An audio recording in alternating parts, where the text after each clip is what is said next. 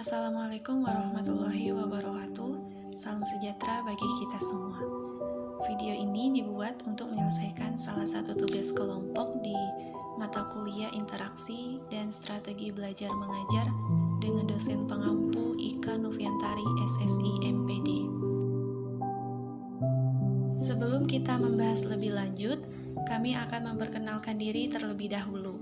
Dengan saya sendiri, Magdalena Martinus, NPM 2040604026, dan teman saya Andi Nur Awaliyah Arif, NPM 2040604016.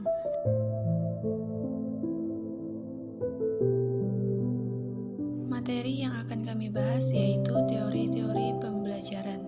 Yang pertama, teori behaviorisme. Yang kedua, teori kognitivisme. Kemudian yang ketiga, teori konstruktivisme.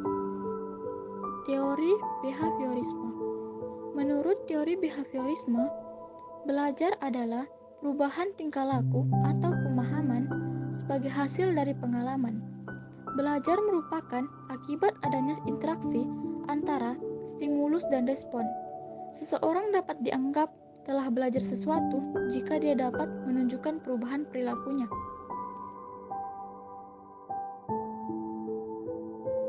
Teori-teori yang termasuk aliran behaviorisme. Yang pertama, koneksionisme. Menurut teori koneksionisme, belajar adalah pembentukan hubungan stimulus dan respon sebanyak-banyaknya. Yang kedua, teori pembiasaan klasik. Menurut teori pembiasaan klasik, belajar merupakan proses interaksi antara stimulus dan respon. Namun keduanya harus dapat diamati dan diukur. Yang ketiga, teori pembiasaan perilaku respon.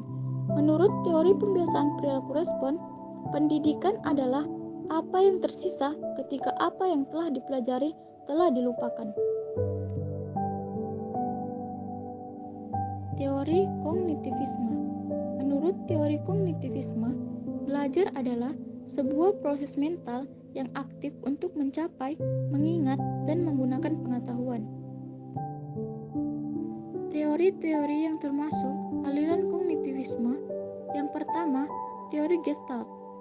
Menurut teori Gestalt, belajar adalah proses mengembangkan insting, wawasan, pengertian, atau pengetahuan. Insting ini adalah pemahaman terhadap hubungan antar bagian di dalam suatu permasalahan atau pokok pembahasan. Yang kedua, teori medan atau field theory. Menurut teori medan, belajar adalah proses pemecahan masalah. Yang ketiga, teori perkembangan Piaget. Teori perkembangan Piaget mengatakan proses belajar mengikuti pola dan tahap-tahap perkembangan tertentu sesuai dengan umurnya. Yang keempat, teori belajar bermakna audible. Menurut teori ini, belajar akan bermakna jika prosesnya mengaitkan informasi baru pada konsep-konsep relevan yang terdapat dalam struktur kognitif seseorang. Yang kelima, teori penemuan Brunner. Teori ini mengatakan bahwa belajar akan lebih bermakna bagi peserta didik jika mereka memusatkan perhatiannya untuk memahami struktur materi yang dipelajari. Untuk memperoleh struktur informasi, peserta didik harus aktif di mana mereka harus mengidentifikasi sendiri prinsip-prinsip kunci daripada hanya sekedar menerima penjelasan dari guru.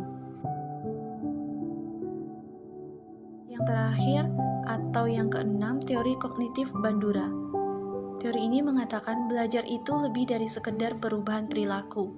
Belajar adalah pencapaian pengetahuan dan perilaku yang didasari oleh pengetahuan tersebut, atau teori kognitif sosial. Orang yang belajar adalah orang yang mampu menerapkan teori untuk menyelesaikan masalah sosial. Teori konstruktivisme.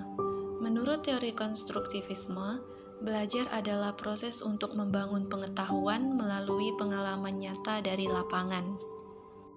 Nah, dalam teori konstruktivisme ini, evaluasi tidak hanya dimaksudkan untuk mengetahui kualitas siswa dalam memahami materi dari guru, tetapi evaluasi juga menjadi saran untuk mengetahui kekurangan dan kelebihan proses pembelajaran.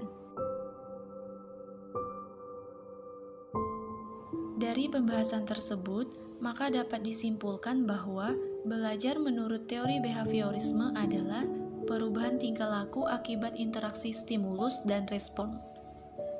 Kemudian, belajar menurut teori kognitivisme adalah perubahan persepsi atau pemahaman yang tidak selalu dapat diukur atau terjadi di dalam akal pikiran manusia.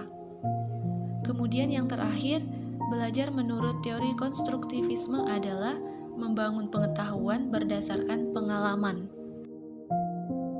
Sekian dari kelompok kami. Terima kasih. Assalamualaikum warahmatullahi wabarakatuh. Shalom.